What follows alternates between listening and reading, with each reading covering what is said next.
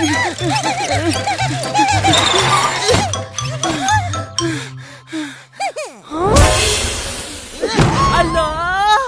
pencit pula. Tak apa. Jom kita isi angin di bengkel Nyonya Awi. Lepas tu baru kita pergi warung Uncle Mutu.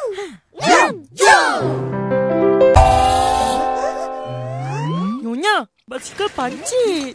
Nak isi angin? Sana ada.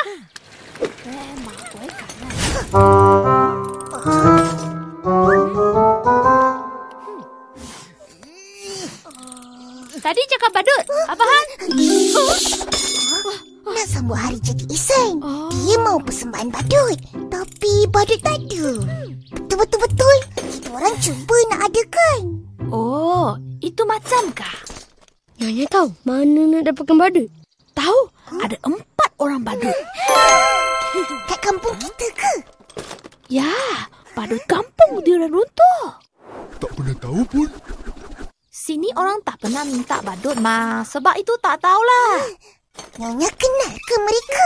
Mestilah kenal. Mereka orang kampung ini juga. Hah?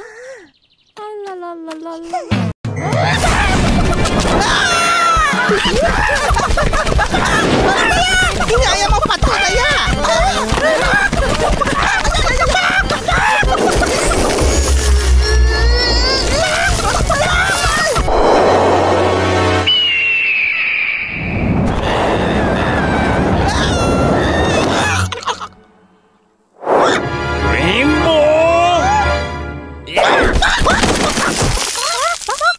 Pergi ke sarapan sekarang. Habis-habis buat kacau. Menyusahkan orang.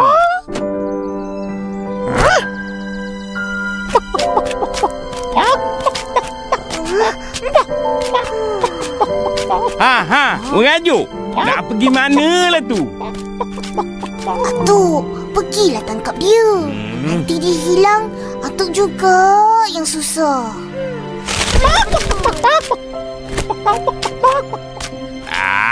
Biarlah dia. Sampai masa pandailah dia balik.